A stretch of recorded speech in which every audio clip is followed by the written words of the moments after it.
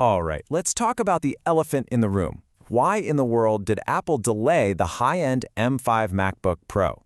We're going to get to the bottom of it, and I'm even going to tell you the new date they're aiming for. But first, do me a quick favor and hit that subscribe button for @BrandTechOff right down below so you don't miss a thing. Let's get into it. So where is it? I mean, seriously, we were all expecting it, all hyped up, and then, poof, nothing. It just vanished. It's got to be the biggest tech mystery of the year, right? But here's the thing. Like any good mystery, there are clues. And you and I, we're going to follow those clues and crack this case wide open. Okay, let's dive into our first piece of evidence. Clue number 1, the software signal. Now, here is a little insider info for you. Apple has a playbook, right? And a key part of that playbook is that big new hardware almost never launches without a big new software update to go with it. But this year, yes, something is definitely off. Okay, check this out. It's a clear pattern. In January 2024, boom, a macOS update. January 2025, same thing, another update. You could set your watch to it. But January 2026, radio silence. macOS 26.3 is completely missing in action. And that, my friends, is a massive red flag. They're holding back the software, and you have to ask yourself, why? Well, it's pretty obvious they're holding it for the hardware it was built for, the M5 MacBook Pro. All right, on to clue number 2, the supply chain signs. And let me tell you, if you've been following Apple for a while, you know this is a classic move. We're going to look right at their own shipping estimates because this is where they always, and I mean always, show their cards. So take a look at these current shipping estimates. If you want a standard M4 Pro or an M4 MacBook Air, no problem, you can get it next week. But, and this is the key part, if you want a custom-configured M4 Pro or Max model, suddenly you're waiting all the way until March. That's not a coincidence, folks. That is Apple deliberately clearing out the old inventory. They're draining the stock of the old models because they're about to drop the new one. So we've got the software on hold, and we've got the supply chain being squeezed. Okay, so what's the rush? That brings us to clue number 3, the crowded product pipeline. This is where you see why this has to happen right now.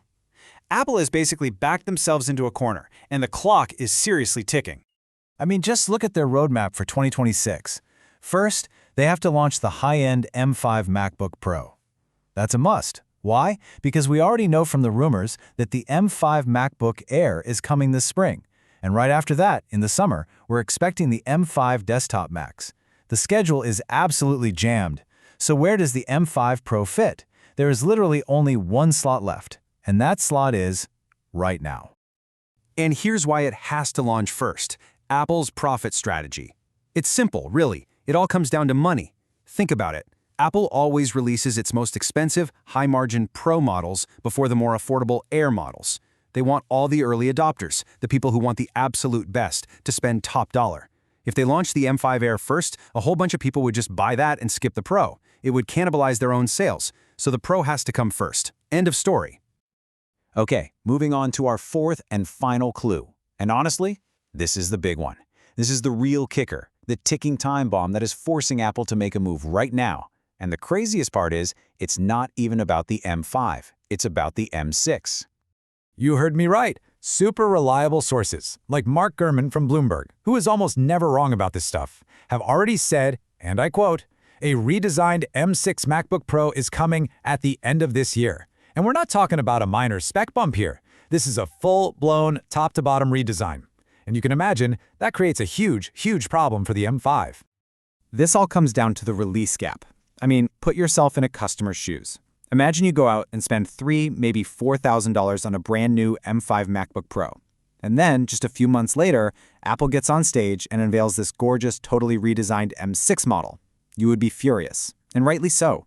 Apple absolutely cannot let that happen. They have to launch the M5 now to create a big enough sales window before that M6 redesign lands at the end of the year. So there you have it, the verdict. The case is pretty much closed, don't you think? We have the software signal, the supply chain signs, that totally crowded product pipeline, and the massive pressure from the M6 redesign. When you put it all together, the evidence is, well, it's overwhelming. So it's time to reveal the new date. Let's just quickly summarize the case. Clue 1, that delayed macOS update. Clue 2, those super weird M4 shipping delays. Clue 3, a spring and summer schedule that is already completely packed. And clue 4, the pressure from that big M6 redesign coming at the end of the year. Every single piece of evidence points in exactly the same direction.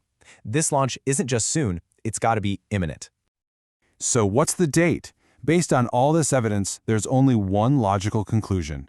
We're looking at February 2nd, a Monday. It's the only date that solves every single one of Apple's problems. It gives them time to launch before the Air, it clears up the software and supply chain issues, and it creates that much-needed gap before the M6 redesign. So go ahead, mark your calendars. I'm calling it.